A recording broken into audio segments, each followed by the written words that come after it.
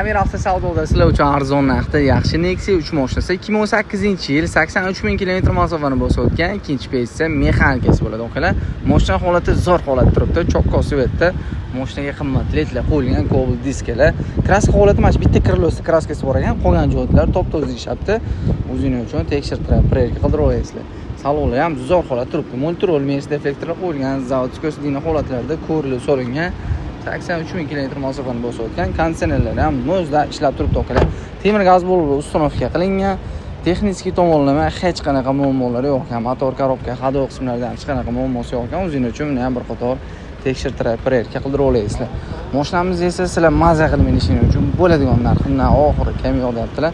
$6,900 baholida $6,900 2018-yil 83 ming kilometr masofani bosib o'tgan, minishga tayyor ikkinchi pozitsiya mexanika Nexia 3 mashinasi.